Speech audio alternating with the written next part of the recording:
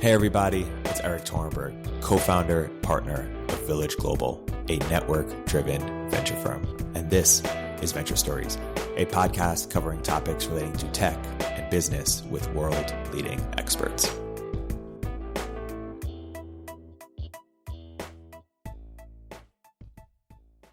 Hey everybody, welcome to another episode of Venture Stories by Village Global. I'm here today joined by Robert Wright, thinker and author of 5 books, including 3 Scientists and Their Gods, Nonzero, Moral Animal, Evolution of God, and most recently, Why Buddhism Is True.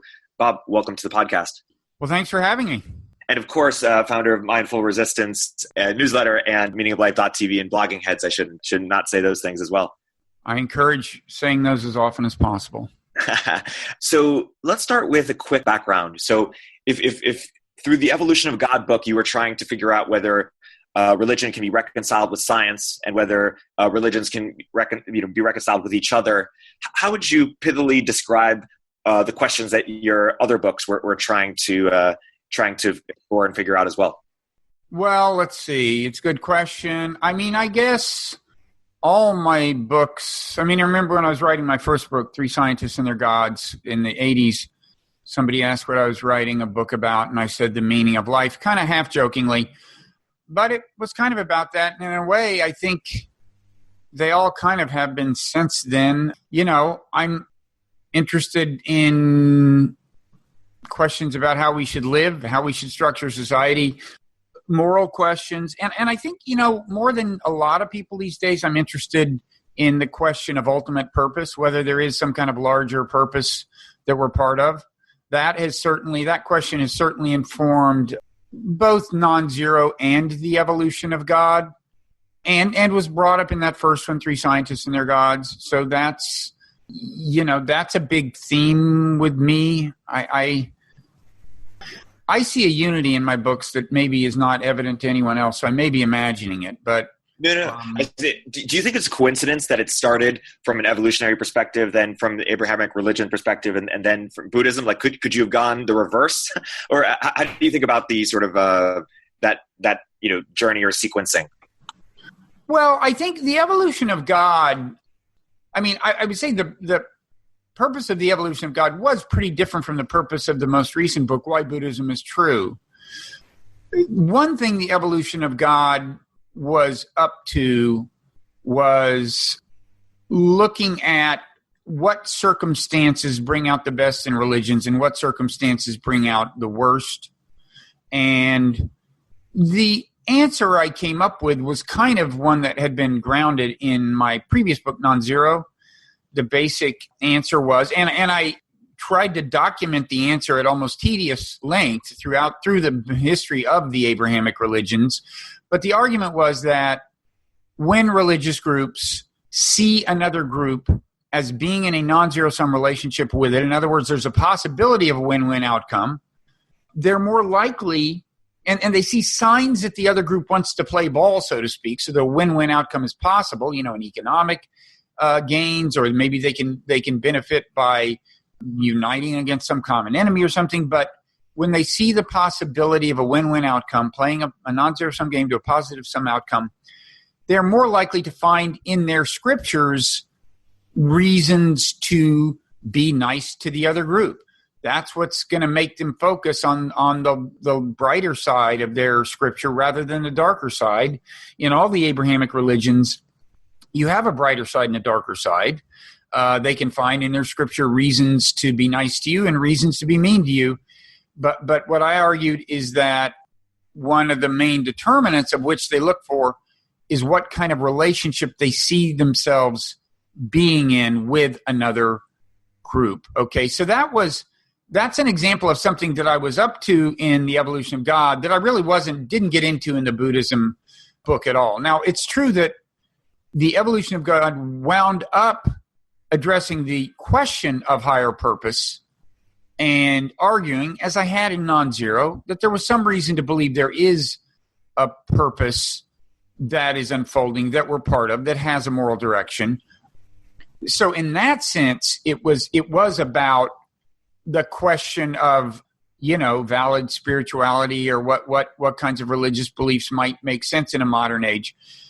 That's true of the evolution of God, and it's true that Why Buddhism Is True was also interested in looking at what a viable spirituality is in the modern age. But the Buddhism book didn't get into the question of higher purpose.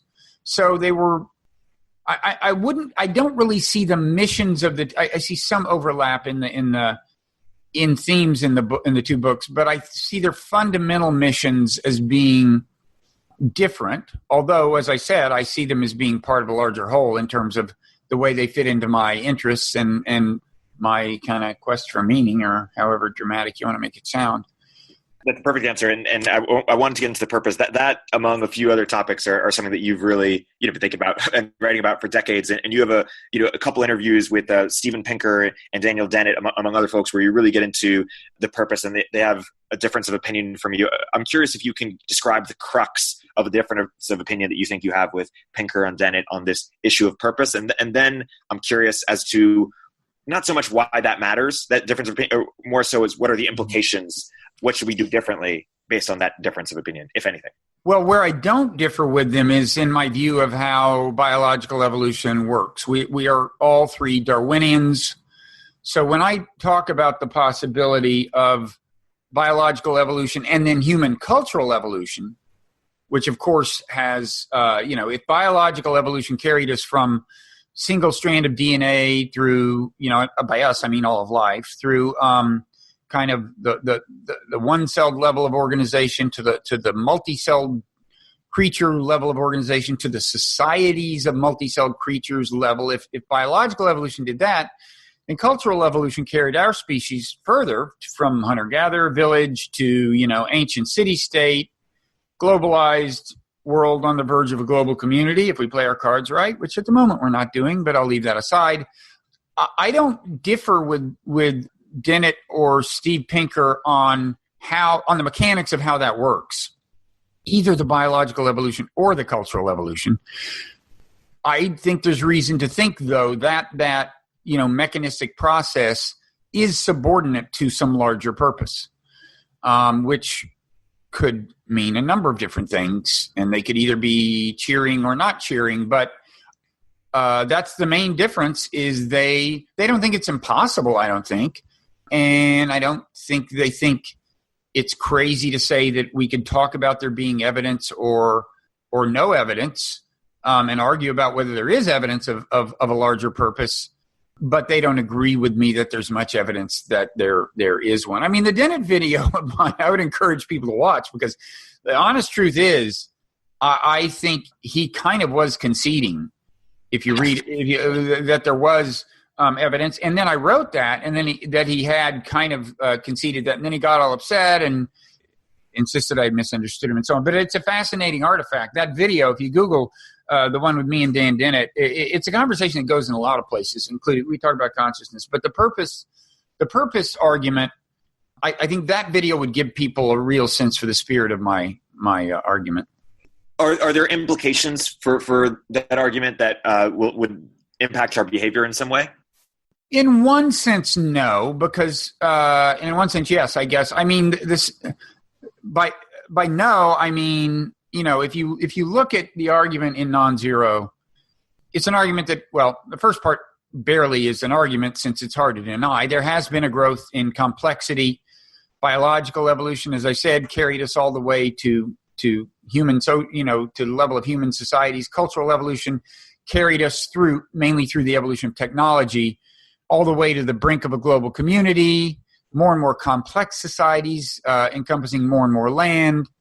And I argued that throughout that process, zero-sum and non-zero-sum dynamics had really been central, right? That the reason social complexity had grown was because we kept coming up with technologies that either facilitated or encouraged the playing of non-zero-sum games over involving more and more people over larger and larger territories. It's obvious how the internet, for example, lets us play non-zero-sum games over large territories. Well, I was saying that that was a big part of the story of the evolution of technology all the way up to that point.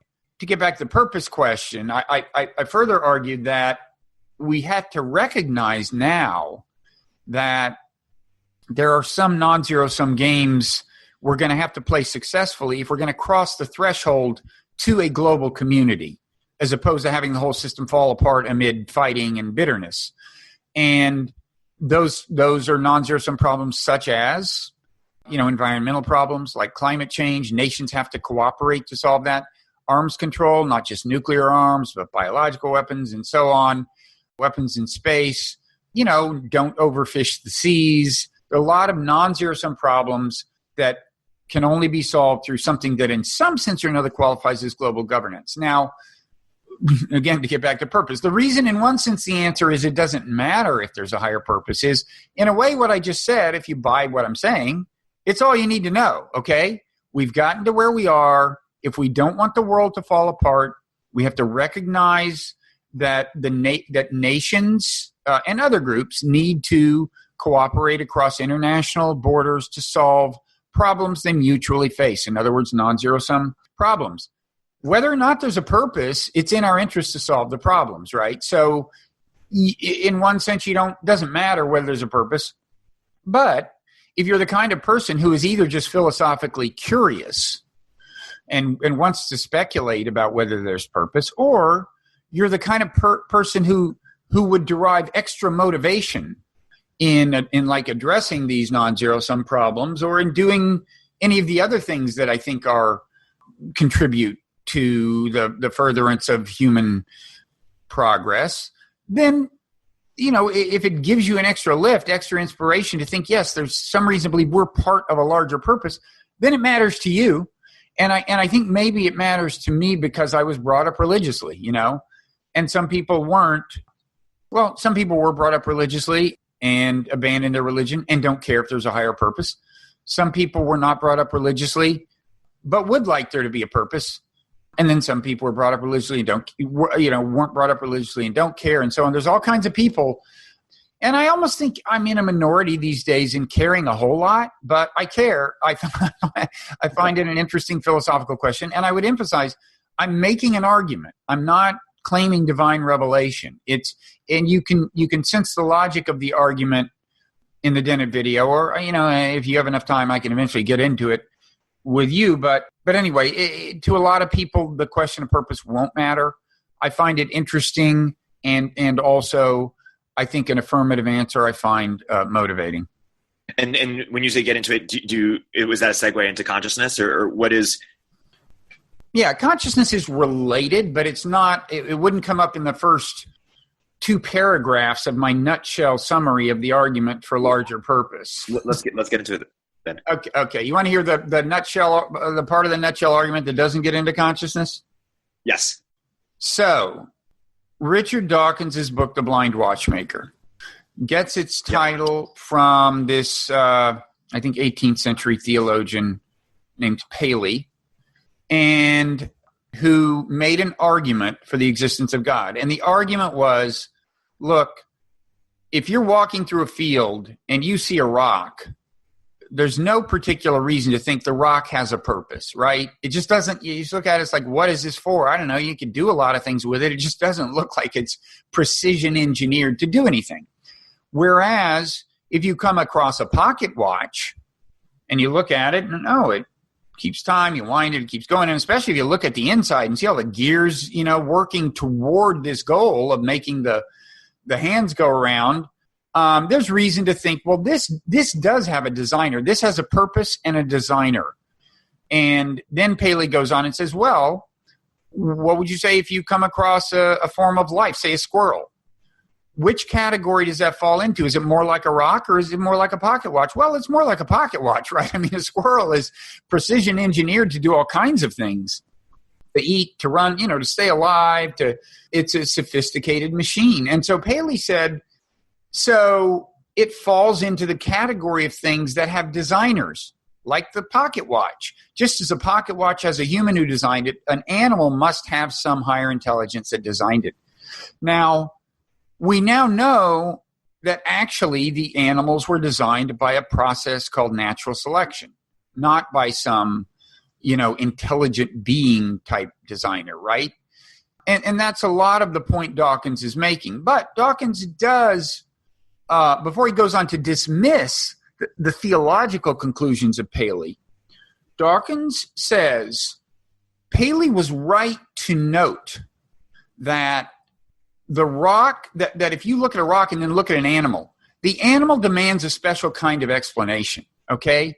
It turns out he was wrong to think it had a God who designed the animal hands-on, but there must have been something special about the process that created a system like a squirrel so imbued with functional integration and that pursues goals, right? It pursues food, it pursues sex.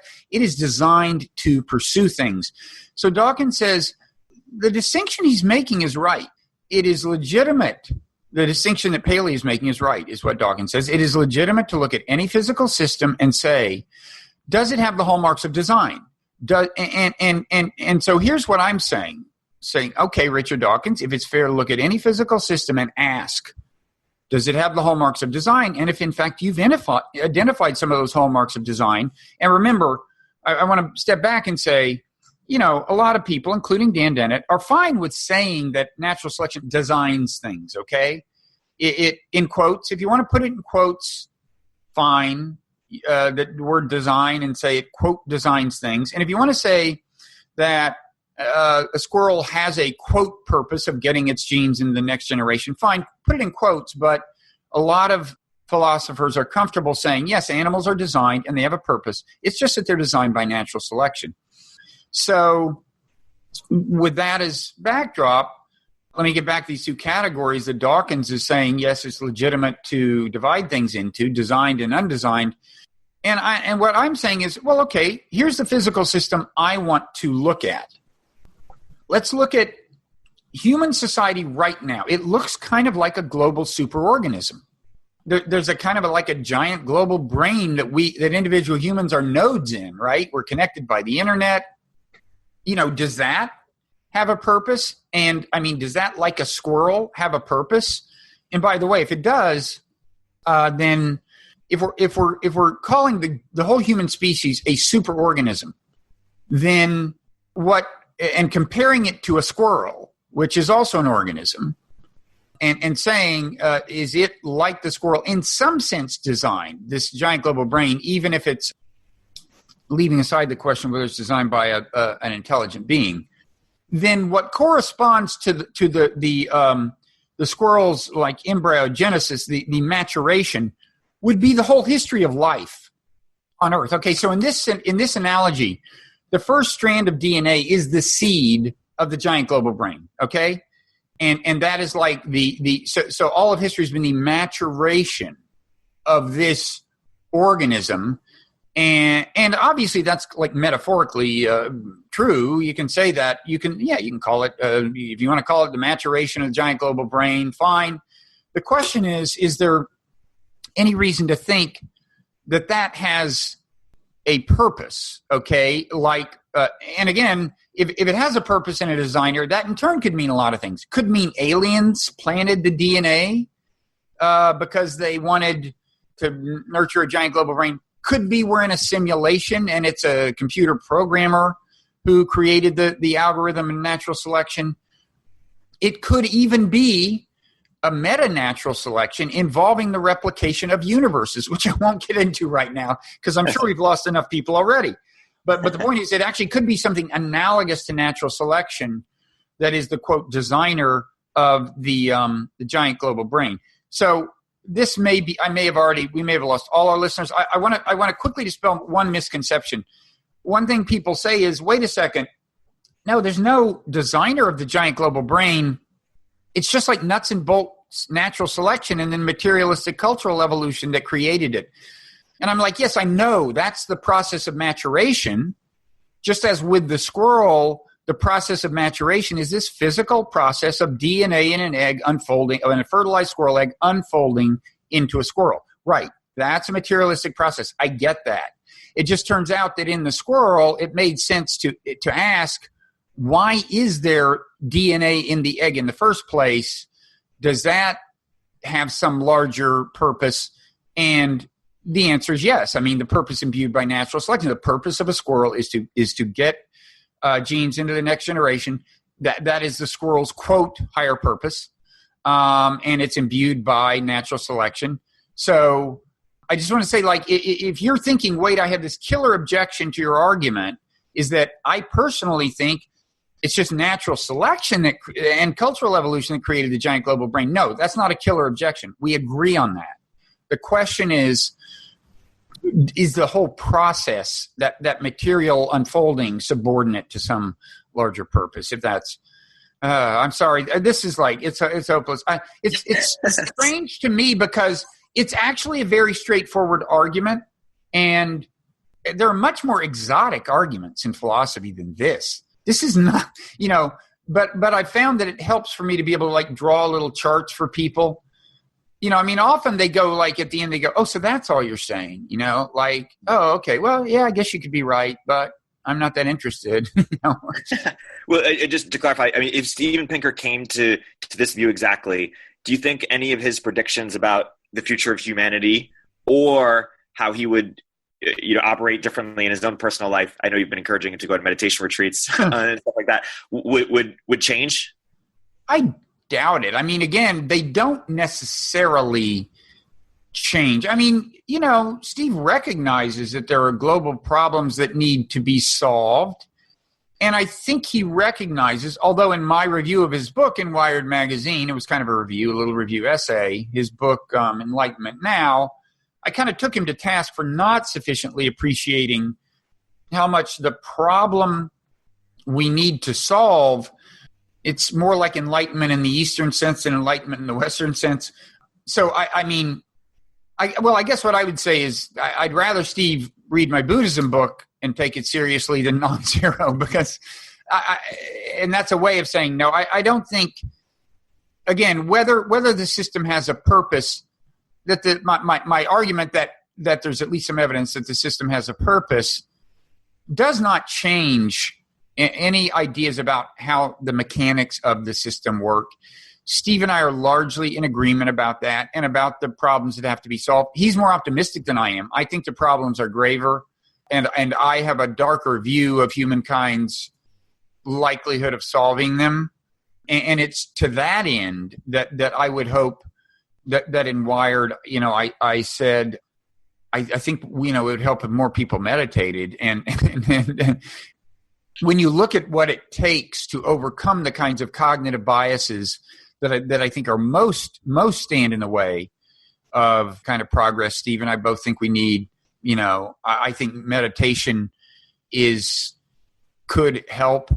And I think I didn't agree entirely with Steve's emphasis on the nature of on how to approach the problem of the cognitive biases. Although even there, we don't disagree a whole lot on what the psychology of tribalism is like, and we both agree it's a big part of the problem, I think. And what the nuts and bolts of it are.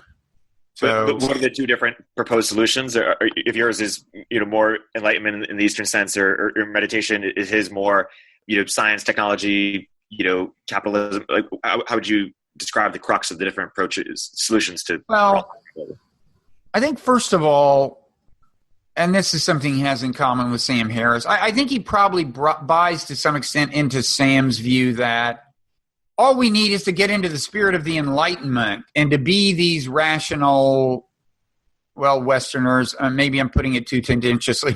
Maybe they would avoid making it sound like a Western thing or something. But certainly, I also wrote a piece in Wired about Sam Harris, which he did not like. And the point, Sam's view is that the big, and I think Steve shares some of this, that the big problem is these like blatantly irrational people, these people who have these crazy religious superstitions and even think you should kill in the name of them.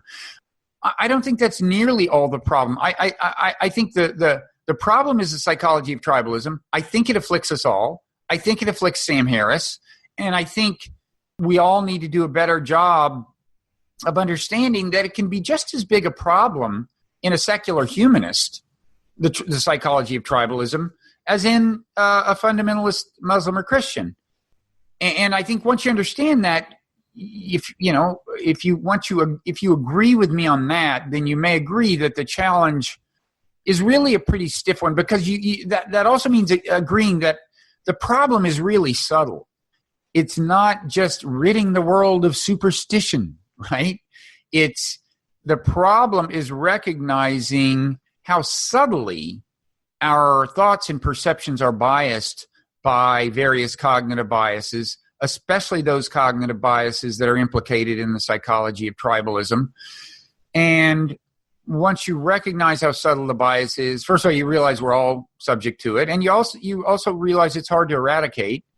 And that's where I think mindfulness meditation can come in handy, because it can lead you to examine the way your mind works in a way that leads you to appreciate more finely how subtly some of these biases play out, and how attentive we have to be to our own minds to stand a hope of neutralizing them.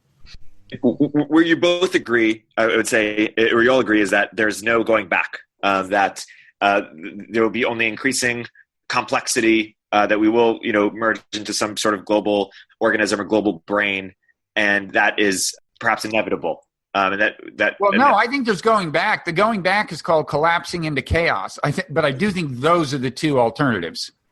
I mean, I think either there will be more global integration, which I think needs to include a certain amount of global governance, and the ongoing evolution of technology and so on, or we'll just blow the whole thing apart, to one degree or another, either in a totally epic nuclear war way, or just, a setback that's maybe easier to recover from or something. So I don't think the progress is inevitable. I don't think Steve quite does, but he's a lot closer to thinking that than I am.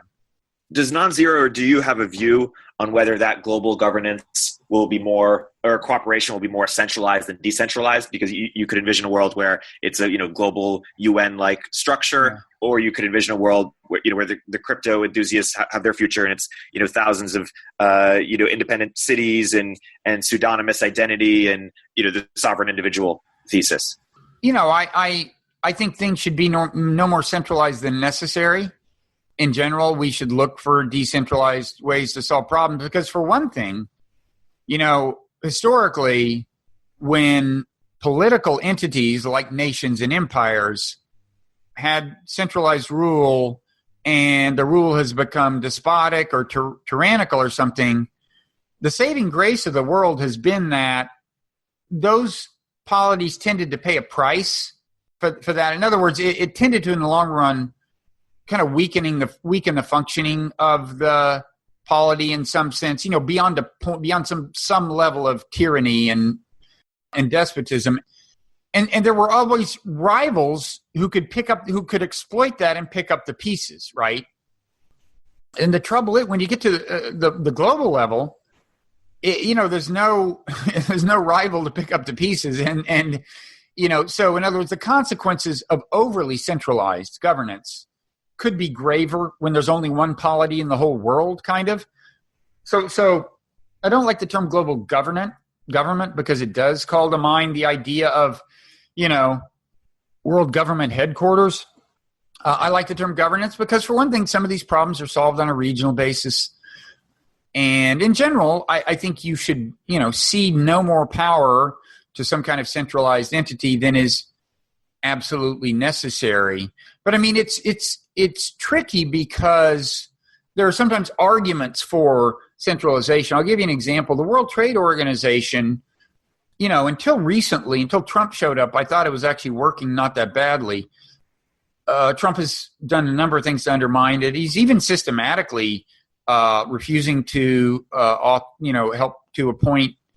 He's somehow limiting the number of judges who are appointing, and who are appointed to these dispute adjudication councils, and that may come back to be a big problem for the entity. But anyway, I thought it was going along okay, and whereas other things like weapons proliferation treaties weren't going along so great, and I thought, one thing you could do is you could say, if you want to join the WTO and be a member in good standing and receive the benefits of membership, which is to say the low tariffs that members receive, then you have to sign on to whatever, a biological weapons convention that's more effective than anything we have now, that includes actual inspections or something like that. So, it may be that there is a kind of logic to kind of conflating functionality in that way, right? Like using membership in the WTO as leverage to get people to sign on to treaties in other realms. And if that's the only way to do it, then I guess that would be an example where centralization is warranted. But I think you should strive for as much decentralization as possible.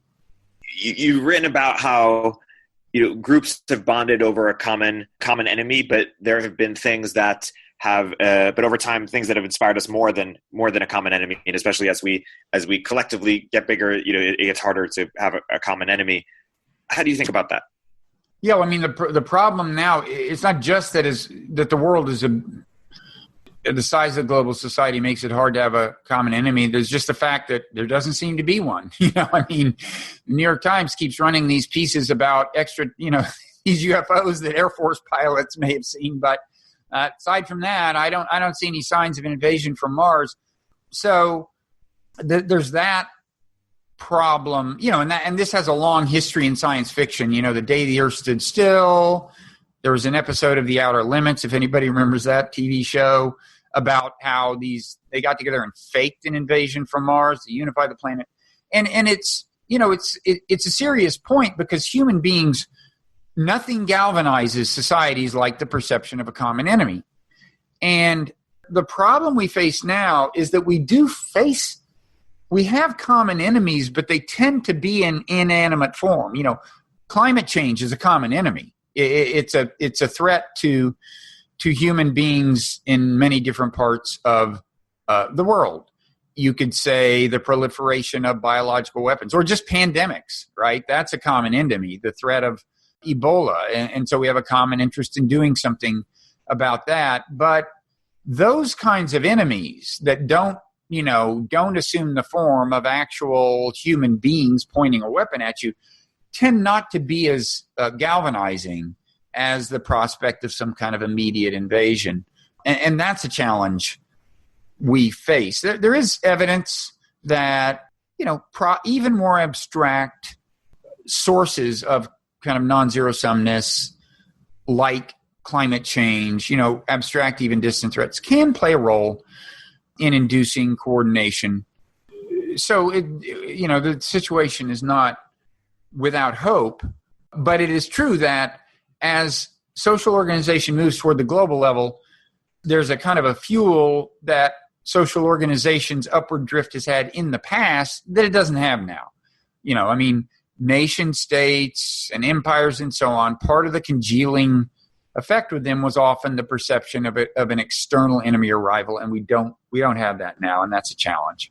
The concept of morals, moral growth, I'm curious with respect to Nonzero. John Stuart Mill had this idea of the harm principle, that you should, something along the lines of you should act so far as you aren't causing harm to others, but as we are more and more interconnected, our actions impact others in ways that they haven't previously. And you've talked about the need for us to have moral growth, moral progress, as we sort of become more interconnected and global. And I think what that means is not just sort of expanding our concept of love and compassion and seeing each other in other people's shoes, but also sort of evolving beyond some of our wiring for things that even served us in the past. Things like really tireless pursuit of social status. Yeah, talk a little about that. Yeah, well, there's all kinds of parts of our mental and emotional equipment that are not as functionally well suited to the environment as they once were. Classic example is road rage. If you ask an evolutionary psychologist, what is rage for? They will say, well, we evolved in small hunter-gatherer societies, and it was important to demonstrate that you couldn't be taken advantage of. If somebody just steals your mate, steals your food, you basically have to punish them. And if you get in a fight with them, even if you lose, as long as you inflict real damage, people will at least understand that you're not to be trifled with. That would have really mattered. And so there's a good chance that the emotion of rage, moralistic, the sense that you are morally in the right to assault someone, evolved, in that context for that reason. And one reason, part of the logic behind this is that you were living with the same group of people day in and day out. It was, hunter-gatherer, not a lot of transition in hunter-gatherer populations, right? It's 50, 100, 150 people. Some people die, some people are born. There may be people migrating from the outside, but by and large, everyone in your social universe knows whether you stood up for your rights and punched a guy in the nose or not. But now, in the modern environment, you take road rage, obviously the rationale falls totally apart. There's no one who's witnessing your road rage who matters. None of them are ever they don't even know who you are. There is no logic in risking your life to bring some perceived culprit to justice in that kind of social universe. And yet we do it, right? So that's one of many examples of how things that are part of human nature are no longer in our interest. By the way, they were never necessarily in our interest. I mean, there are things that are in the interest of getting our genes spread that actually take a toll on us. So even in a hunter-gatherer village, it is not safe to assume that human nature is in all ways serving the individual's pursuit of happiness or even security. But in a modern environment, there's an even greater mismatch between human nature and the actual interests of the organism. And you're right. I mean, status during evolution probably correlated with reproductive success or with the prospects for survival of the offspring and so on. Well, first of all, that's a good example of something that's good for the genes, to get a lot of genes in the next generation. It's not necessarily good for the person tirelessly pursuing the status and getting in a lot of fights over it, right? So even there, status has never been something designed for the psychological well-being of the individual. It's been designed to get genes in the next generation. And now in a modern environment, it's, if anything, even more ridiculous, since you're probably not even getting a lot more genes in the next generation. People use contraceptions. I mean, the status may or may not be converted into sex. The sex may or may not be converted into offspring. There's also just the fact that we are, like all animals, we're designed to never be satisfied. And this is an issue that Buddhism addresses head on. But we are designed by natural selection to pursue these things that always seem as if they'll bring us lasting happiness, like the next promotion or whatever. The happiness, the gratification evaporates pretty quickly because that's how natural selection keeps animals motivated. So yeah, status and just the pursuit of status among the downsides. Leave aside the question of whether it conduces to the happiness of the individual pursuing the status. To the extent that it involves rampant material acquisition, it's wasteful from the point of view of the planet. If you're, it leads you to buy a huge, powerful car that's bigger than you need and guzzles more gas than is necessary. That's a downside from the planet's point of view. So yeah, there's a lot of human nature that was really never designed either for the individual being's welfare per se, or for the good of the group per se, although here some evolutionary psychologists would argue that more of it was designed for the good of the group than you might think. But leave that aside. That's never been, strictly speaking, the criterion of organic design. The criterion is genetic proliferation, which may or may not coincide with psychological well-being, may or may not coincide with the good of society. Certainly in the modern environment, in many cases, blindly obeying the dictates of human nature does not conduce to psychological well-being, does not conduce to the good of the overall society. Status is an interesting one because if you say, we're wired to focus on our survival and reproduction, survival is a lot easier to be taken account for. If we're wired in zero sum environments, we now have a positive sum environment for survival, and that you making more money theoretically helps me make more money too. There's just an abundance of it, or that's the idea. Whereas social status hasn't been seen that way, or hasn't been that way, because attention is finite and relative rank is finite. And I wonder if that means in order for a world for status to become more positive sum, or sort of a mass elevating of people's statuses, there has to be more virtual worlds, virtual relationships, or things that enable people, I don't know, to create new relative ranking. How do you think about that? I haven't thought about that much. I mean, it's true. Like, status per se is a zero-sum game, and just in the simple kind of baseline sense, if there's a hierarchy of people, and you're saying being number one is better than being number two, being number two is better than being number three, well, obviously, competition for those positions is entirely zero-sum. Unlike, for example, some kinds of economic interaction, which are non-zero-sum, two of us can collaborate to both be better off in economic terms, but on a simple status hierarchy, no, it's dog eat dog. It's a good question. I mean, one way to get around that is, I guess, to bring artificial beings into the picture. I hadn't thought about this, but if like you're immersed in some virtual world, I mean, if you're playing a video game with a bunch of people and it's a conventional video game, it's still zero-sum. There's a winner and a loser. But I guess if there's a bunch of virtual beings that don't have a real being behind them and you're competing with them, you can come out on top in a way that's not at their expense. So that's possible. I don't know. This sounds like you've thought about this more than I have. Asking for a friend. I think you should be the one who makes $1 billion off of this idea. It's too late for me. Well, I actually been thinking there could be a non-zero venture capital firm that invests in things that help increase interconnectedness among people. I think it'd be a pretty good investment thesis, and I think this is how you get rich. A lot of money's been made doing that just because non-zero sum dynamics are so valuable, right? I mean, when you think about it, much of the wealth accumulated in Silicon Valley has consisted of creating platforms on which people can play non-zero sum games. Facebook, LinkedIn, Twitter. Now, there's zero-sum games get played there as well. But especially on maybe Twitter. But even in a much more oblique sense, just a software platform like an operating system, the people who use it are playing non-zero-sum games. So, I mean, a lot of interconnection happens naturally. Just people pursuing money will think of new ways to link people up because there's money in it, because people want to play non-zero sum games with other people. They have people they share interests with or whatever and want to get together with. They have professional interests in common, whatever.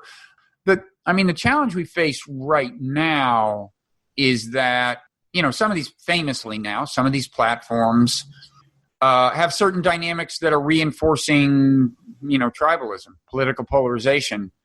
And it seems to be that the pursuit of money by the people running these platforms exacerbates the problem in some cases. Like if in some cases, if all you want to maximize is engagement, the best way to do that is to make people upset and dislike each other, So I'd say that's certainly I think the challenge is subtler than incentivizing capitalists to get people to interconnect with one another. That happens almost automatically. I think it's the challenge is making as many of the platforms as possible being places where as much of the interconnection as possible is benign, and there's not the gratuitous and needless deepening of hostilities between groups, which there's a lot of right now. It's a problem. One thing I'm curious to hear your thoughts on is sort of the difference between moral growth and moral progress, to the extent there is a difference, on sort of a micro scale versus a macro scale. And, maybe on a micro level, it's when you talk about love, compassion, seeing from the other perspective, more communal, tribal, and maybe on a macro scale, it's, more market-based, more decentralized, or it could look something like Singapore. It doesn't have to look necessarily like the USA or even democracy. I guess I'm just curious if you think there could be a strong differentiation. There's a saying of like, socialism, the sheets, capitalism, the streets, or like in my family, I'm a socialist, but in, my country, I'm a libertarian, just because of how things are sort of different at scale. Let me put that on hold slightly and say something related that just because I want to briefly revisit the purpose issue. I mean, I had said that I gave you kind of the nuts and bolts argument for purpose, but if you want to enrich the argument, Or if you want to ask, well, assuming there's a purpose, is there any reason to think it's a purpose with a moral direction? Which purposes don't have to have, of course. In which case you might start, or if you want to ask, well, does the word like divine purpose apply? And you might say, well, certainly not if it has no moral direction. Well, I do think history has a moral direction. As we've been drawn into non-zero sum relationships with more and more people over greater and greater distances, to a point where now all of us are involved in non-zero sum relationships in some sense with people all over the world. I mean, if you buy a car, there are workers all over the world who built it.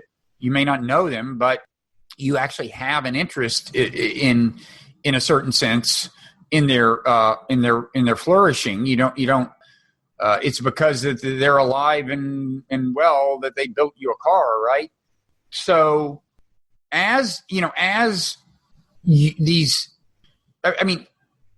again, it gets back to the argument I made in The Evolution of God. I think the perception that you are in a non-zero sum relationship with someone leads you to a more respectful attitude toward them.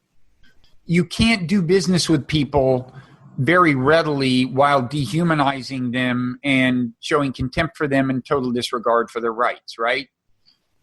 Just imagine you're on an airplane and you strike up a conversation with somebody from some other country, and you realize you guys have actually a common interest. You're starting to think, man, maybe I could do business with this person. We're on the same wavelength, and so on.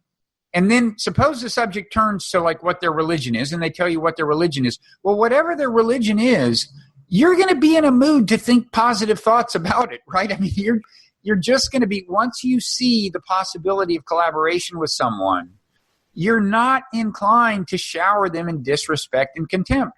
And at a more concrete level, I think once nations perceive themselves to be deeply economically intertwined with another nation, they're less likely to drop a nuclear bomb on it or something. So I think the expansion of non-zero sumness since our hunter-gatherer days to a global scope has led to moral progress. And I think this is actually chronicled in Peter Singer's book, The Expanding Circle. His explanation of it isn't particularly the one I've just given you, but the fact that there's been a growth in the circle of moral consideration is well documented in that book, where he says that, 2,500 years ago, members of one Greek city-state considered members of another Greek city-state subhuman. Then they decided, no, all Greeks are human. It's Persians who aren't human. And we've come a long way until now. You generally, in America today, people generally at least pay lip service to the idea that people everywhere have basic human rights and deserve to be respected.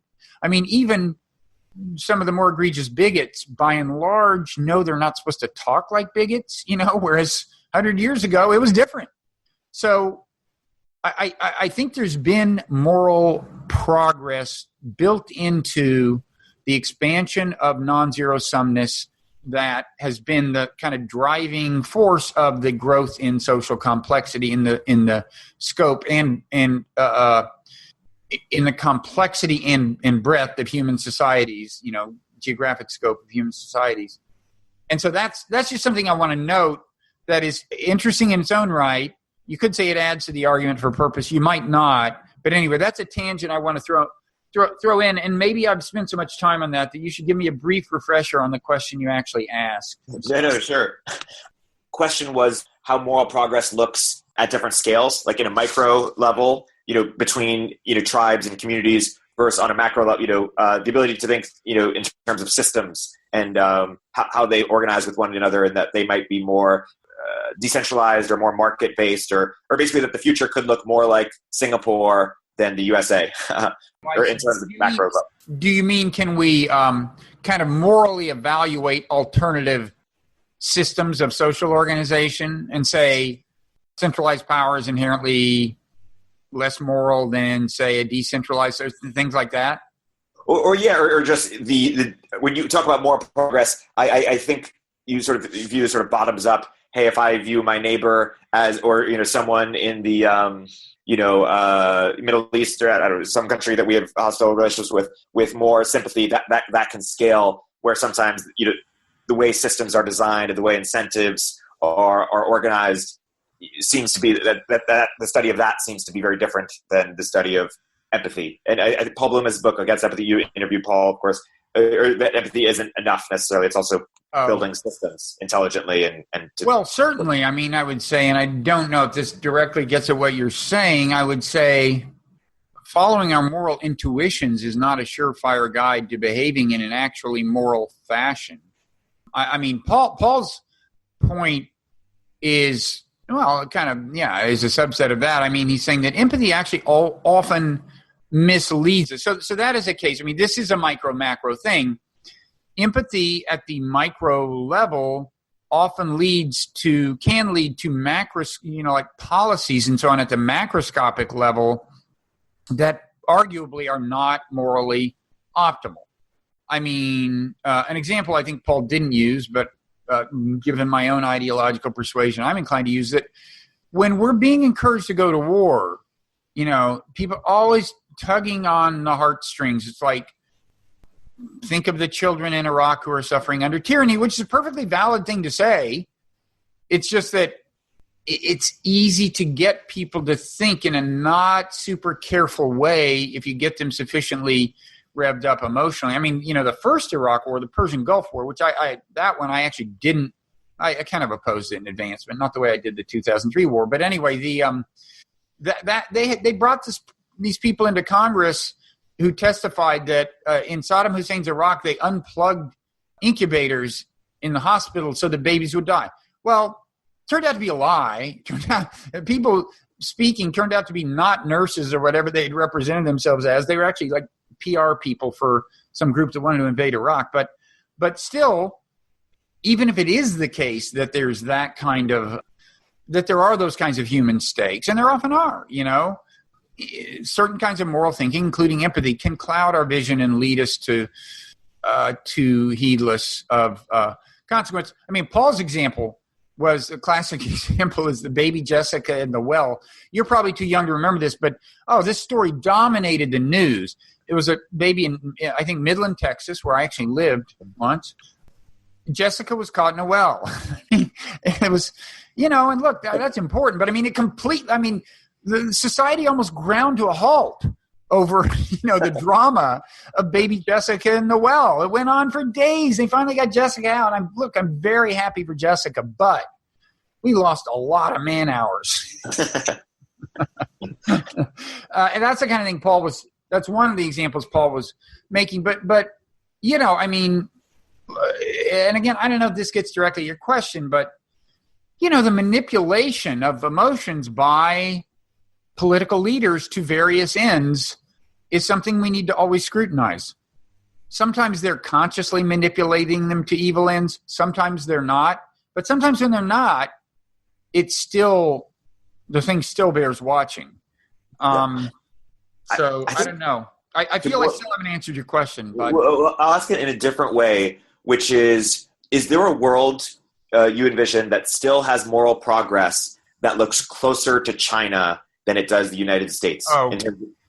No. Okay. Well, I mean, I have kind of two reactions to that. My first reaction is I try to be humble in criticizing the values of other societies, I mean, for example, the one-child policy that China is not adhering to so strictly anymore, but that just blew my mind. I mean, can you imagine if somebody in America said, I'm going to pass a law where you can only have one child, right? And there being anything other than open revolt and blood in the streets. I mean, that's, and I think they're obviously that dictate came from a government that had already amassed power, but, and maybe had the power to make its dictates felt. But there are people who have also argued that there's also a cultural thing at work here where there's more willingness to subordinate the individual to perceive societal good. Maybe that played a role. I don't know, but I try to be reluctant to just so quickly use my own society's values as the fundamental reference scale, because for one thing, that kind of thing does help us get us into wars. I mean, the general idea that, to the extent that societies aren't doing things our way, we really need to teach them a lesson. And if that involves invasion, well, so be it. At the same time, when you look at, first of all, I didn't even think the one-child policy was smart. I think if you had to limit birth, I would say two children would have been a policy that would have been worked out more to China's advantage.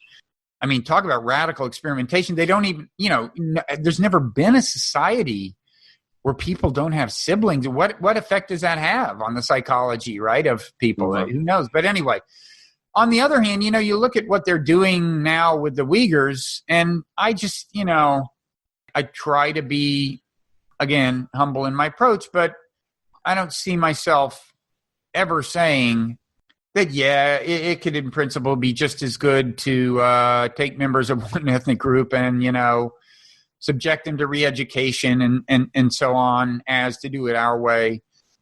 Although I guess if you ask me what's my basis for saying that, I would ultimately probably fall back on a kind of utilitarian argument where just that kind of thing is usually not going to work out well, in some kind of practical sense. So I might come at it from a slightly less, from a different perspective than a lot of people. Right, and it is interesting. And I think what you and Pinker, for example, would argue for different reasons is this version of mistake theory against conflict theory. Mistake theory basically says that if people come to that conflict comes from basically people either not coming to truth or not being able to see adequately from each other's perspective, but that if we had either moral growth in your case or became more rational in Sam Harris's case, we would come to alignment and come to peace and collaborate. Whereas conflict theory says that people disagree inherently because there's zero-sum conflict out there, things like status. So there's no reason to agree. And the only question is how to resolve that conflict. Well, I think I kind of belong to both schools. There are zero-sum sources of conflict, and people are going to contest one another in those cases often, and they're not competing just out of a failure to understand the situation. They're competing because they do understand that it's a zero-sum conflict. I guess my claim is that there are so many situations that are non-zero sum where we're either not recognizing that or for whatever reason not playing them successfully to win-win outcomes. And in many of those cases, the problem is failing to understand the perspective of the other person, for example. And by that, I don't mean emotional empathy like feel their pain so much as cognitive empathy, just understanding how they're processing information, right? Like, is this thing that seems like an offensive move by Iran, is that offensive or do they view that as defensive, right? That's important information. And I think often there is I'm a big believer in cognitive empathy generally. And I think it is one of the most common impediment to playing non-zero-sum games to a win-win outcome. But I don't deny that there have been zero-sum games. I think one piece of good news about the world is that I think war used to there have been times when wars were closer to being winnable than they are now. Back when most of the value in economy came from the land, right? Like a couple thousand years ago, agriculture is the main source of value. And maybe there weren't such robust trade mechanisms for harvesting some of the value of land that existed elsewhere. Well, then maybe war, not that I would approve of it, but maybe, you could just conquer and do a lot better by conquering than by not conquering. I don't think that's really true anymore. We can derive more value from the Chinese economy now than we would be able to in the aftermath of an out-and-out war with China, right? So that at least is good. It's heartening to me this expansion of non-zero-sum dynamics. So that, to get back to your original question, even granted that, yes, there are conflicts that, quote, make sense in the sense that the contestants accurately understand it's a zero-sum situation? Yes. But in certain realms, I think that's just less often the case than it used to be. And I think one of them is the realm of relations among nations. I don't think war very often winds up working from anybody's point of view. Except when it's precedes zero sum. You had this article about how Trump could precede, more zero sum or non-zero sum engagement. That he could perceive more? Or that the challenge of Trump could encourage us to pursue, create. Well, I hope Trump will be a kind of a wake-up call. But I mean, Trump is like, so I wrote this long piece for Wired in the actual physical magazine, which is a rare experience these days, writing for a physical thing. But they asked me to do a kind of update of the argument in Nonzero in light of Trump, because he really is like, if somebody had read the book Nonzero, said, well, who could we make president to thwart the aspirations expressed in this book? It would be Donald Trump, pretty much. And, he really views the world in a zero-sum way, not purely. I mean, for example, a shot across the bow as far as tariffs go, that can be rational bargaining, and it can work out. But he carries these things well beyond that point. He's like Mr. Zero Sum. And so, right. I argued in the piece that, first of all, I hope it'll be a wake-up call and show us that we really can't go much further down the path of blind zero-sumness. But also, perversely, there are a couple of areas where policies he champions may actually, it's probably not worth getting into, but may wind up setting the stage for the development of global governance, ironically, because he professes to hate that. But, yeah. And then the TLDR, or the too long don't read, is what's one example? Well, and this is a little bit ideologically loaded. The point I made, one thing I said is, look, one hope is that even the people who consider themselves ardent nationalists will realize that even some of their own goals are actually best pursued through international cooperation, in a sense. And, it's like, the problems afflicting, for example, the white working class or whatever, the problems afflicting a lot of traditional blue-collar vocations, those are not imaginary. There is, international wage competition absolutely undermines the floor of wages in the United States. That's not a hallucination.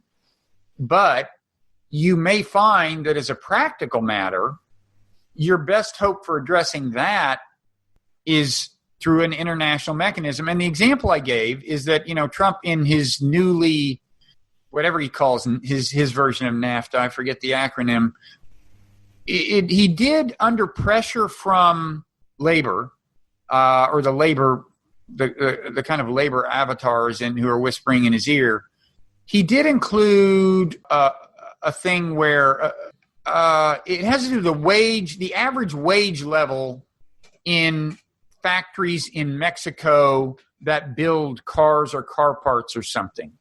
If the average wage that's gone into a car is below a certain level, then it won't be eligible for kind of free trade treatment under this new NAFTA. And what that was an incentive for Mexican factories to either raise wages, which itself reduces the pressure on American workers, the competitive pressure, or not build the cars, which is even better for American auto workers. And, interestingly, that had the support of the new left-wing government in Mexico because, it's a kind of a minimum wage. Left-wing governments tend to go for minimum wages, even though economists will tell you, well, there's a few workers who are going to be priced out of the market altogether, whatever. Still, progressive governments tend to favor minimum wage agreements. So you had, in effect, workers in the political representatives of workers in Mexico combining with the political representative of workers in America. In this case, that was actually Trump, who was trying to do something for wages in American auto factories. working together, not to, instead of destroying a trade deal, just to put a feature in it that they saw as win-win, good for workers there and good for workers here, which may seem ironic because there is competition among them, but the way the politics played out, it made sense. And my point was just that, if we can have some examples like that, where people who consider themselves victims of the globalized economy find that they can actually use instruments of global governance, even trade agreements, to address their problems, then you can maybe be able to get to a point where it's no longer a contest between globalists who want to nurture trade agreements and other forms of global governance and nationalists who want to tear it all down. It may get to a point where, okay, NAFTA exists, European Union exists, and what we're arguing about is what form those things will take. I think that would be a much more constructive world, right, where the ethno-nationalists are at least engaged in discourse about what the policies will be in trade agreements and in other kind of transnational instruments of governance. I thought that might be good. So that's a case where I'm saying Trump, even as he rails against global governance, he actually, did a kind of pioneering thing in the realm of global governance. I mean, I don't know if the new NAFTA will ever get passed in Congress, but leave that aside. This did go further in this direction of kind of introducing a kind of a progressive element in the labor agreements in NAFTA than had been done before. And if that turns out to be an example of the way you nurture respect for global governance, even among these so-called nationalists, then Trump will ironically have actually helped pave the way for the continued evolution of global governance, if that makes sense. Yeah. Speaking of other implications of non-zero or attributions, you had a few podcast episodes with Brett Weinstein of the Intellectual Dark Web, and he mentioned at the end that he was inspired by non-zero, or he built upon that to come up with his own sort of theory of evolutionary psychology that sort of, he talks about this, great transition, or there were sort of these moments of great transitions, and some of that thinking inspires the Intellectual Dark Web. I don't know if you remember this, but I was a bit lost following all that, so I'm curious if you could summarize the crux of what you think he's getting at. No, I was a little lost too, honestly. I mean, I was hoping to have it back for another conversation. It's definitely an idiosyncratic theory he has that he sees as being grounded in the logic of non-zero that I think has to do, he's arguing that there could have been the evolution of a biological, psychological adaptation in human beings that does something or other at particular times. And I think he was saying we're at one of those times, but I didn't get totally clear on it. I wanted to have him back again. I emailed him about it, didn't hear from him, and I wasn't sure whether I didn't hear because I had just written that piece so critical of fellow dark webber Sam Harris, because Brett was a little critical of that on Twitter. I'm not sure. I may have alienated the entire intellectual dark web with that piece and with other things I've said. But hey, we all have enemies. So what is interesting, because I've been reading Gerard, and he talks about how the more similar people are, the fiercer the battles, the more vicious the rivalry, and you guys are so similar in so many ways. But what do you think would need to be true for you to embrace yourself as a card-carrying member of the IDWs, assuming they want you? Like, what would need to change in either I don't think they want me. Don't worry. What do you think would need to change in either of your views or change in their views? Like, if you could imagine a world where that happened, what would that look like? I think the frequently expressed suspicion about the intellectual dark web that you hear from the left is that they are not actually equal opportunity free speech advocates. Okay? That when Ilhan Omar is accused of anti-Semitism for saying something that in my view is not inherently anti-Semitic, and in any event, I think even a modestly charitable interpretation of what she said could lead you to think it's certainly possible that she wasn't speaking from a position of anti-Semitism. And there were actually two separate utterances. The second one seemed to be particularly clear-cut.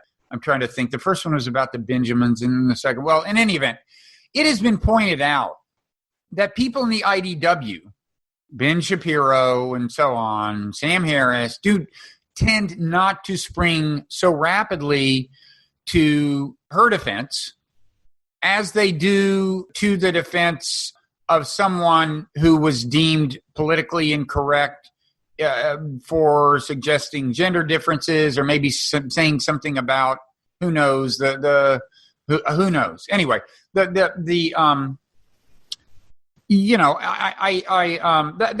a claim, and I think there may be some validity to it. And I mean, also, I mean, just as a separate matter, like, what's the deal with Ben Shapiro? I mean, what if I were them? If I were in charge of public relations for the IDW, I would buy that guy a ticket to Antarctica one way. I mean, he's just not, I don't want to sound like nasty. I mean, look, intellectual dark web, 3 letters there. What does the I stand for? He is, I mean, give me a break. How did that happen? And it's just it's like, do they have any leftists who are so far from meeting the ideals, the intellectual ideals that something called the intellectual dark web should aspire to? I mean, look, some of these people are really smart, Steve Pinker is thought of as a member of the IDW. I don't know who else. I mean, I guess is Dawkins. There's some really smart people, but let's face it, he's not a serious intellectual, and it only deepens suspicions that they actually have an ideological agenda when they seem willing to embrace this guy who, and it isn't just that he's far right, it's that, he's had these famous, I think, frankly, racist tweets about Arabs. And then he has this story about them, and okay, that was a long time ago, and fine, but my point is, there's no examples like that on the left, right? The IDW, look, it's fine for people with any kind of intellectual affinity to get themselves together and call themselves whatever they want, but I think they want to convince us that they don't have an ideological agenda, and if they want to convince me of that, they've got a ways to go. I think they need you, Bob. Well, no, they don't. No, they don't. Well, to balance out Ben Shapiro? Yeah, or I mean, you're obviously not as left as he is right, but they need to deepen their bench. That would help. I mean, yeah. If they really did, if they did deepen their bench, that would help. Going back to religion, which is a topic where you disagree with some of these people, but I want to ask a different question on it. One is basically, why haven't there been more religions? This might be a silly question, but there are disruptive technologies every 40 years. Facebook, beats Microsoft, Google, and we keep getting. But in religion, all we get is iPhone upgrades. No Apple Watch or no new. Why is that? Why aren't there more operating systems? Why aren't there more social platforms? I think the answer is the same in all cases. Positive network externalities, for one thing. I mean, I think that's a big part of it. If you ask, why did there come to be one dominant religion in all of the Roman Empire, which of course set the stage for Christianity's dominance thereafter? There were positive network externalities. The more Christians there were, the more valuable it was to be a Christian. Because early Christianity, at the level of actual commerce and business, it paid off. I mean, the network, you can see in the New Testament, in the letters of Paul, the group, the network of Christians Paul wove together by going from city to city included a lot of business people, merchants.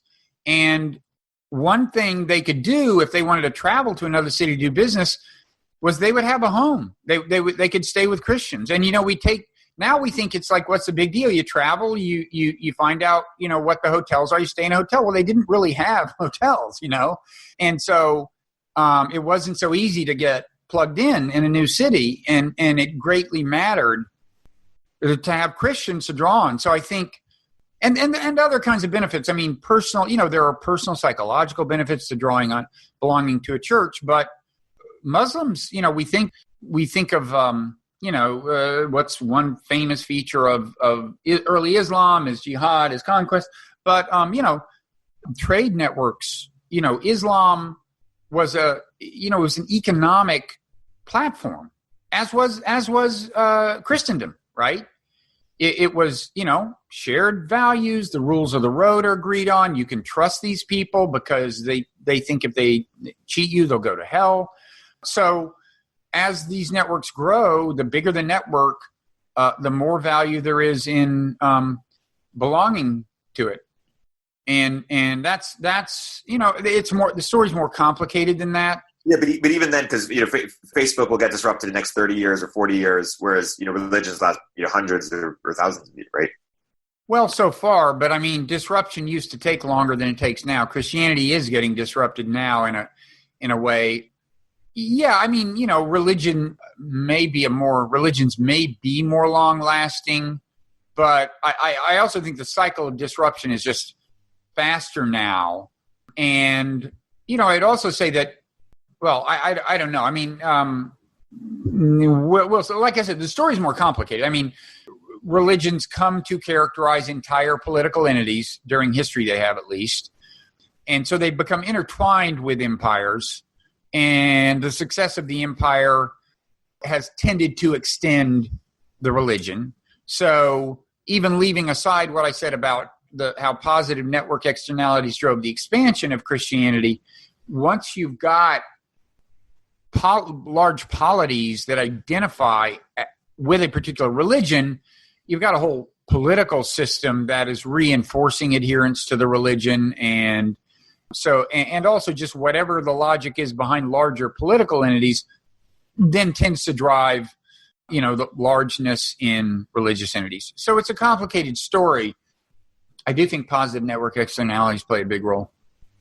You talk about the disruption that's happening a little bit right now. I think about it in terms of this sort of unbundling, and one of the things that's being unbundled is sort of the communal elements, by secular equivalents, but also by things like cult fitness, CrossFit or SoulCycle or other mindfulness meditation being sort of unbundled from Buddhism in some sense, and that the communal element has been unbundled, but that the sort of what hasn't been unbundled as well is sort of this idea of communal sense-making institutions. Basically, what is truth and how do people, collectively come to understand truth and then, spread that in ways that resonate.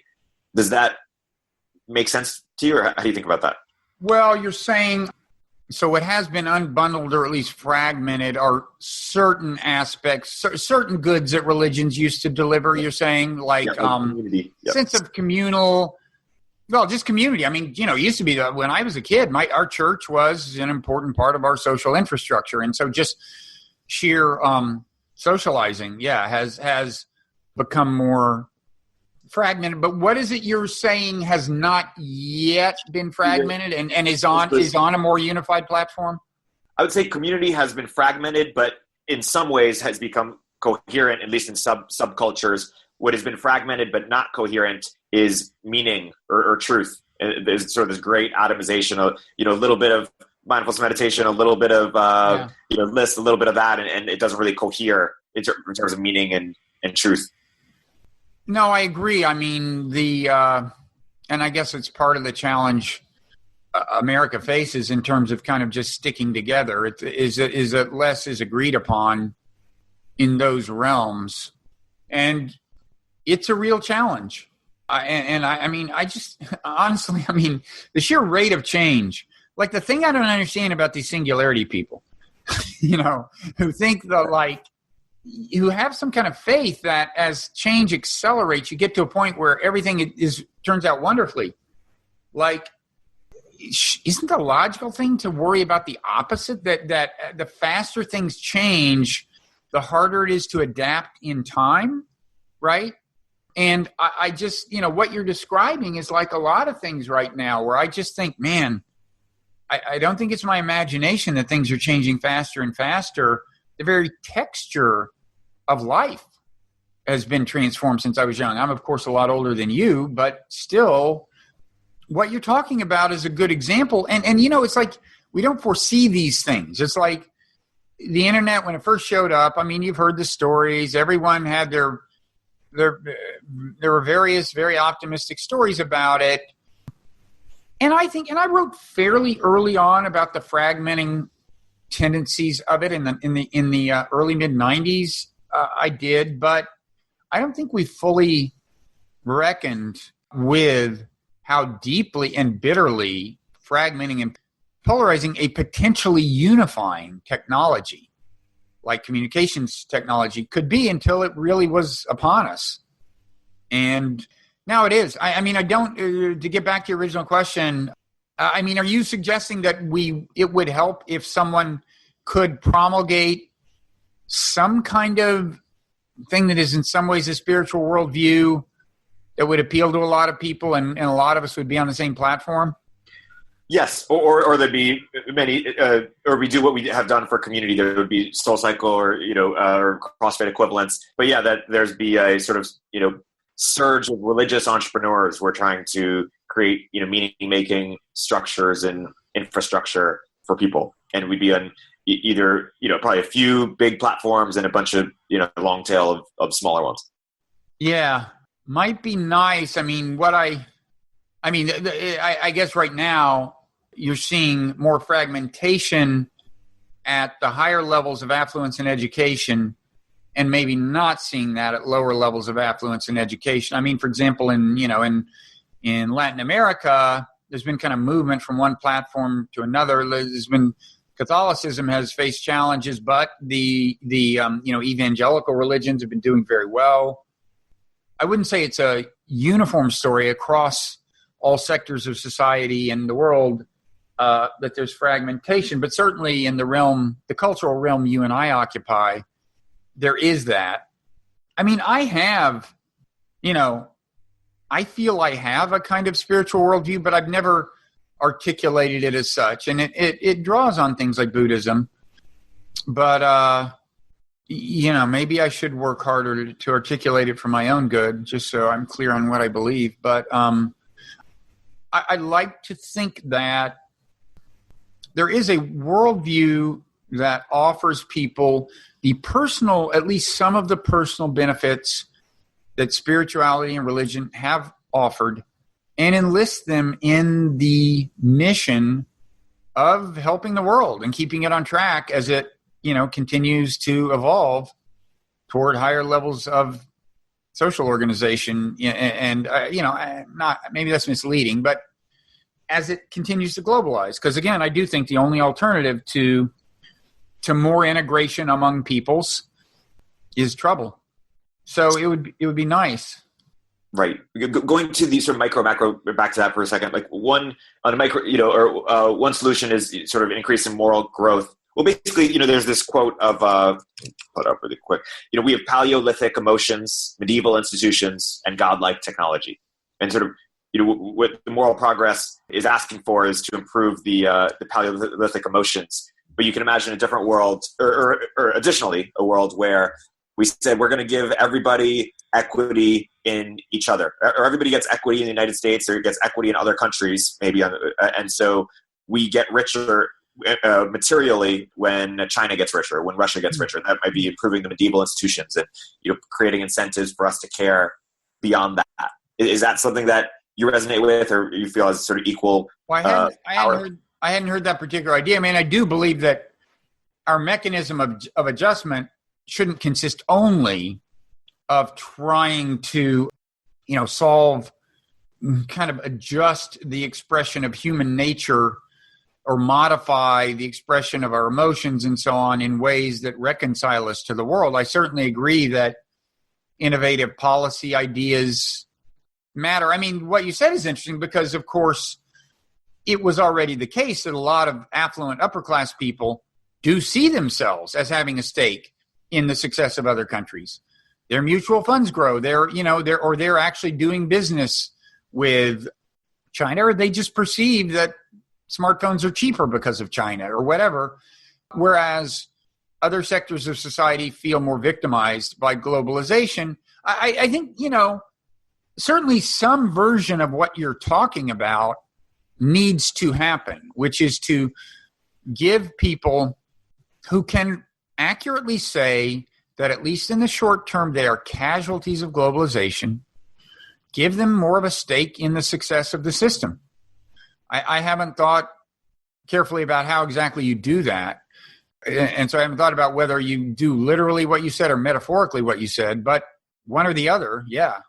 I have sort of two big questions to close on, and they're both on going to this concept of instincts. And you talk about in why Buddhism is true that the Buddha was sort of the earliest to not only diagnose the problem that our evolutionary goals and our happiness are not always aligned, or even aligned perspective, because they were wired for worlds which look very different than the one we have today based on survival and reproduction, let alone happiness, but that it also offered a solution.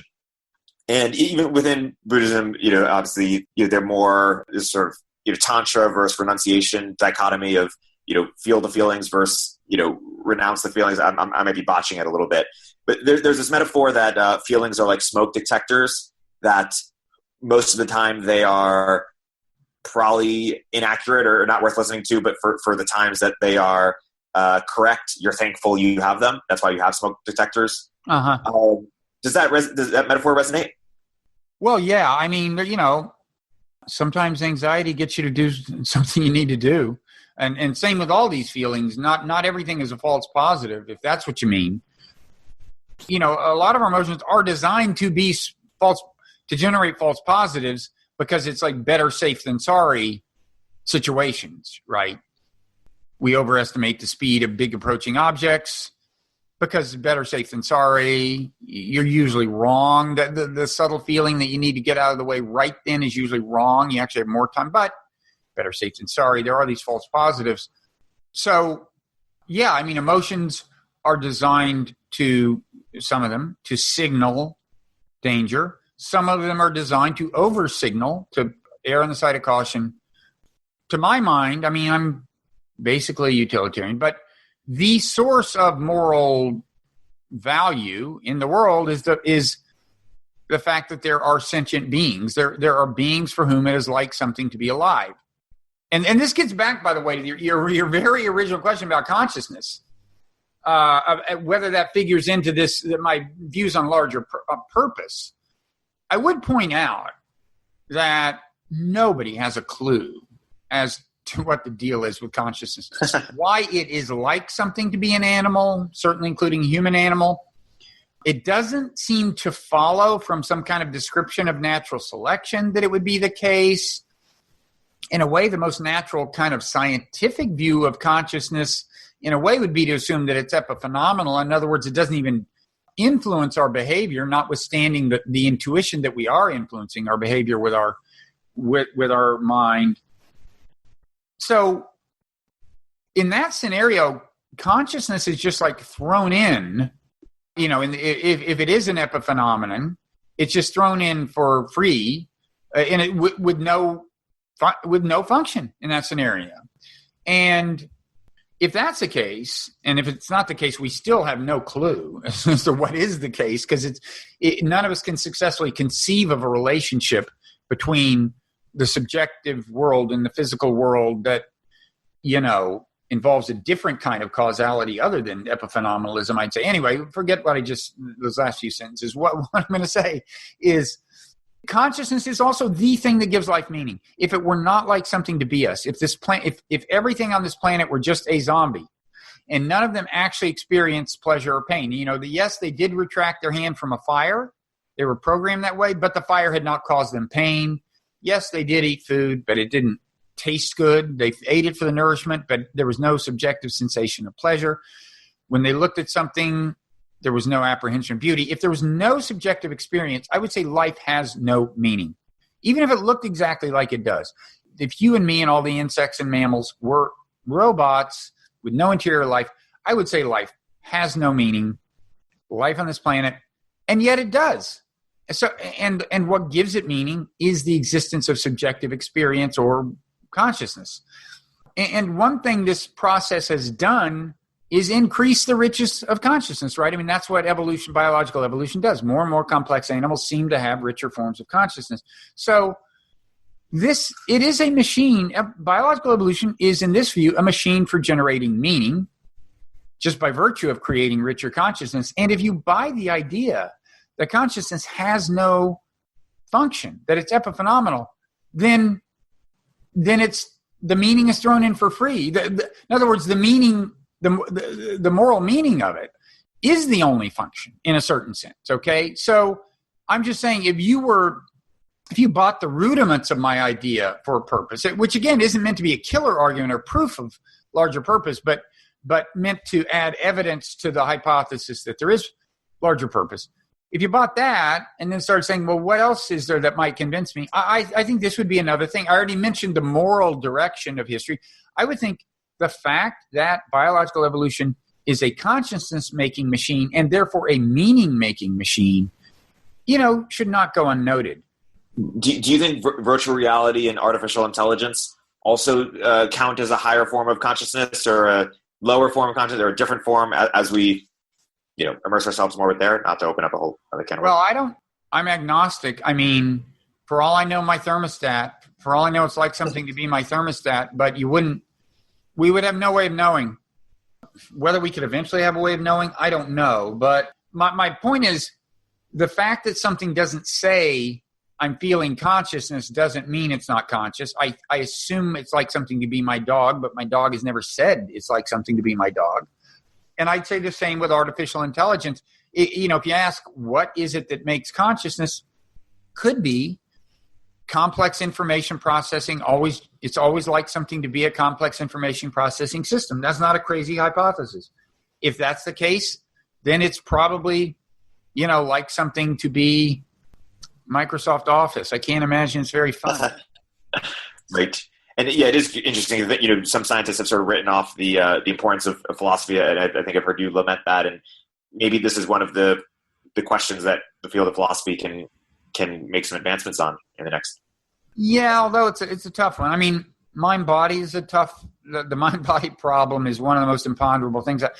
I think it may be that it isn't just that we will never find out the answer so long as we are just humans like we are, but it may be that we're just not capable of understanding the truth. I mean, that it's a truth that in some sense escapes our ability to grasp it, the relationship between subjective experience to the physical world and why there is subjective experience. I'm not optimistic in figuring it out before I die, I will say that.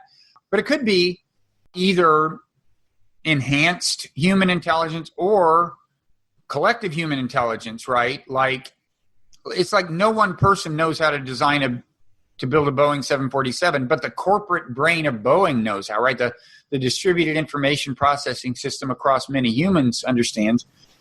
Who knows? Maybe someday multiple humans will be so integrated into a collective intellect that will somehow allow them to, the collective intelligence to comprehend things that may even then exceed the grasp of the individuals constituting the collective intelligence. I'd say we've gotten about weird enough here. Yes, I will let you go. One last question, and then I'll let you go. Is basically, and this is a hobby horse you've had for a couple of decades too, is the explain is to excuse as sort of a kind of solution to the fundamental attribution error. Why is that so problematic for people, the explain to excuse? And another version, a different version, but related, is why do we have more sympathy for someone like Martin Shkreli or small white collar criminal than we do a almost like mass murderer or someone who's committed something way worse? And why do we care about? I guess another version. Why do we care about equality in the first place, or inequality in the first place, assuming people have all met their basic needs? Is it because we're wired for zero sum, and jealousy and there's a couple different questions, but I'm done. Yeah, a couple different in reverse order. I mean, I don't know about equality. I think it's true that, most hunter-gatherer societies have a pretty egalitarian ethos. There are status differentials, and there's reason to believe that they did pay off in terms of reproductive success. But the ethos tends to be one where hoarding things is resented and even punished. So it's not – I'm not saying we're designed to be egalitarian, but it's not surprising to me that if that's kind of a common state in hunter-gatherer societies that you've got people pushing for egalitarianism. And in any event, I would say from a utilitarian perspective is look, if having a large fraction of the population feeling unfairly deprived, feeling like they're victims of, say, globalization, a globalization that's benefiting people who have a lot more than they have, you got to deal with that. It's just on a pragmatic level. Because if it's a fact, given human nature, that huge inequalities of distribution lead people to revolt, well, you might want to avoid the huge inequalities. But so moving backwards, like just quickly on who we feel, what criminals we sympathize with. I think we tend to sympathize with criminals who we can imagine ourselves in the shoes of, or come closer to that. It's like, yeah, I can imagine being so down and out that I'd have to steal something in a way that didn't hurt anybody. I can't imagine like slaughtering 9 people. I can't imagine this or that. I think that's certainly one of the maneuvers we use in calibrating our sympathy for criminals. Now, the first thing you said is really important. I really think one of the biggest problems we face is that when you start trying to explain why somebody did something bad, they think you mean to excuse the person, and that's a deeply seated human intuition. And I think you could articulate a pretty good hypothesis as to why that would be a human intuition, why that would have evolved as an intuition, that the more we can explain why somebody did something in an intelligible way, the more forgiving we'll be. And by the way, that's not totally unrelated to what I just said, which is that the more we can imagine ourselves in the shoes of someone, right? The more the explanation for why they did something makes sense to us, is intelligible to us, the more sympathy we have. These two things are related in a way that the one may just be an example of a subset of this larger tendency to conflate explanation with exculpation. In any event, I think we have to get over this as a species and be willing to try hard to explain why people did bad things, the root causes. Was it because they had an underprivileged background? Was it because they resented America having sponsored a coup in some, in whatever realm, foreign policy, criminal law? I think we have to do our best to understand why people do bad things and not be afraid of answering the question. And so we have to be careful to say that we're not saying that lets them off the hook. We're not saying that you don't punish criminals just because you can understand why they do things, but understanding it may help you prevent crime in the future or may help you calibrate the punishment in a way that makes it more effective or whatever. So, we're closing on something that's really a hobby horse of mine that I haven't had a chance to write about much, but I think is really an important thing it gets in the way of all kinds of rational political discussion. Somebody, you're excusing terrorism, or whatever. Happens all the time. And Coulter accused me of, sympathizing with terrorists or something. Do you know what your next book is? No, I don't. I've been putting a lot of time into this Mindful Resistance newsletter thing, which people can subscribe to at mindfulresistance.net. That's probably going to evolve and change its name, but it has been that and some other things, including my podcast. Let me plug all my stuff. I have a podcast called The Wright Show, which appears on 2 kind of video networks I started, Meaning of Life TV and Blogging Heads TV, and that eats up a certain amount of my time. I've never, I've only written 5 books and I've been around a while, so I've never rushed into books after finishing one. I published the Buddhism book 2 years ago. I don't have a single thing I'm thinking. What I'm thinking of is short. I want to write short next time. Bob, I want to be sensitive to your time. My guest today has been Robert Wright. Check out mindfulresistance.net, meaningoflife.tv. Follow him at Robert Writer and then purchase his books on Amazon. Just send a lot of money his way. Absolutely. Lots. Thank you so much for taking the time. Thank you. Thank you, Erik. That was a great conversation.